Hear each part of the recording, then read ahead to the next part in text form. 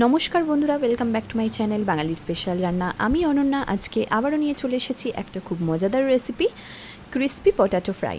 তো দেখো আমি কিভাবে রেসিপিটা বানাই। এখানে একটা বোলের মধ্যে 5টা রসুন কোয়া আমি এরমভাবে কুচিয়ে নিয়েছিলাম, আর একটা বড় আর একটা মিডিয়াম সাইজের আলু আমি আগে থেকে সেদ্ধ করে রেখেছিলাম। সেটা আমি একটা কাঁটা চামচের সাহায্যে ভালো করে ভেঙে ভেঙে নেব। যেহেতু আলুটা গরম ছিল সেই জন্য আমি হাত দিয়ে প্রথমে মাখতে পারছিলাম না। তো রসুনটার সঙ্গে আমি ভালো করে মিশিয়ে নিচ্ছি। এখানে কিন্তু কোনো রকম বাটাবুটি মশলা ছাড়াই একটা চটজলদি দারুণ মজাদার রেসিপি তোমাদের সঙ্গে আজকে শেয়ার করব। পুরো রেসিপির ভিডিওটা কিন্তু স্কিপ না করে দেখতে থাকো, আশা করব তোমাদের ভালো লাগবে। এর মধ্যে আমি দিয়ে দিচ্ছি বেশ কিছুটা মটরশুঁটি।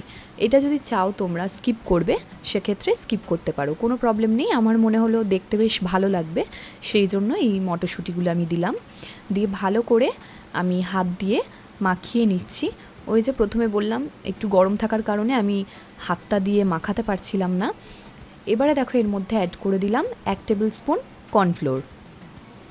এবারে আমি এখানে পরিমাণ মতো নুন দিয়ে দিয়েছি। প্রথমে আমার নুনটা একটু কম মনে হয়েছিল, সেই জন্য পরে আবার একটু অ্যাড করেছি। আর এর মধ্যে দিয়ে দেব কাশ্মীরি রেড চিলি পাউডার।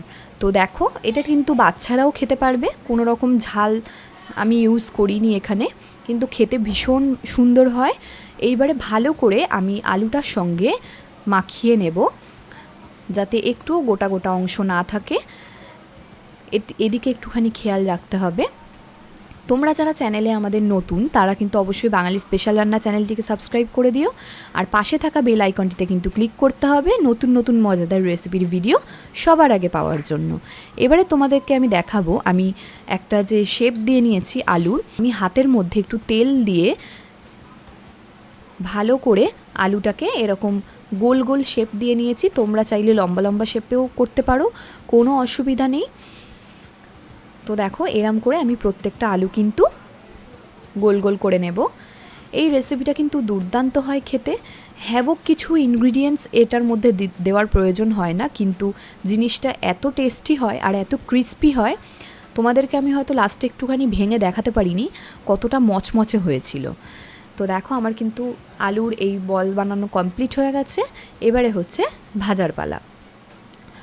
তো চলো এবারে একটা কড়াই আমি গ্যাসে গরম করে নিয়ে ওর মধ্যে ভাজার জন্য যেটুকুনি পরিমাণ তেলের প্রয়োজন সেটুকুনি পরিমাণ আমি তেল দিয়ে নিয়েছি। আমি এখানে সাদা তেল ইউজ করেছি। এবারে আমি ফ্লেমটা একটু কমিয়ে দিয়ে ওর মধ্যে অ্যাড করে দেব আগে থেকে গোল গোল করে রাখা আলুর বলগুলোকে। তো দেখো খুব কম আছে আমি ভেজে নিচ্ছি। যেহেতু এটা পুরোটাই আলু দিয়ে, সেক্ষেত্রে কিন্তু একটু ছড়িয়ে যাওয়ার চান্সেসটা থাকে। তবে এখানে তোমরা যদি মনে করো একটু বেশি পরিমাণে কর্নফ্লোর দেবে, সেক্ষেত্রে কিন্তু তোমরা দিতে পারো, তাহলে আলুর বলগুলো অত ভেঙে যাবে না। কিন্তু আমি অত কর্নফ্লোর এখানে দিইনি, আমি হালকার ওপরেই করেছি, বাচ্চারাও যাতে খেতে পারে। তো দেখো ঢাকনা চাপা দিয়ে কিছুক্ষণ আমি ভাজার পরে একটা সাইড আমার কিন্তু ভাজা ভাজা হয়ে গেছে। এবারে আমি একটা খুন্তির সাহায্যে আস্তে আস্তে উল্টে নেব। এখানে যে মটরশুঁটিগুলো আমি দিয়েছিলাম সে মটরশুঁটির কিছুটা দেখো বেরিয়ে গেছে, তো আমি দেখতে যাতে ভালো লাগে সেই জন্যই দিয়েছিলাম। আমি হালকা করে এপিঠটা উল্টে দিচ্ছি আস্তে আস্তে, কারণ একটু বেশি নাড়াচাড়া করলে না জিনিসটা ভেঙে যাবে। সেটা তোমরা হয়তো দেখে এখানে একটু বুঝবে যে আমার এই পাশের আলুর যে বলটা সেটা কিন্তু একটুখানি ফেটে গেছে, কারণ ওটার মধ্যে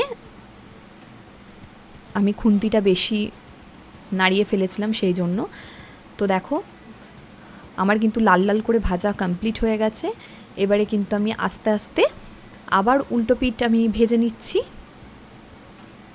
তোমাদের যদি কোনো রেসিপি আমাদের চ্যানেল থেকে জানার বা শেখার থাকে তাহলে কিন্তু অবশ্যই আমাদের চ্যানেলে কমেন্ট করে জানিও যে তোমরা কী ধরনের রেসিপি দেখতে চাইছো। আমরা চেষ্টা করব সেই ধরনের রেসিপি তোমাদের সঙ্গে শেয়ার করার। তো আমার যেই পোটাটো বলগুলো আমার রেডি হয়ে গেছে, ভাজা কমপ্লিট হয়ে গেছে, সেগুলো কিন্তু আমি একটা প্লেটের মধ্যে তুলে নিচ্ছি। এটা কিন্তু ভীষণ একটা চটজলদি রেসিপি। বাড়িতে যদি কেউ আসে, খুব তাড়াতাড়ির মধ্যে যদি কিছু করণীয় থাকে, এই রকম ধরনের রেসিপি যদি তাদেরকে 1 কাপ চায়ের সঙ্গে দেওয়া হয় তাহলে কিন্তু মন্দ হয় না। তো দেখো আমার কিন্তু ভাজাটা যে কমপ্লিট হয়ে গেছে সেটা প্লেটের ওপরে আমি দেখিয়ে দিয়েছি। ভালো লাগলে লাইক শেয়ার কমেন্ট করতে ভুলো না। Tata, thank you.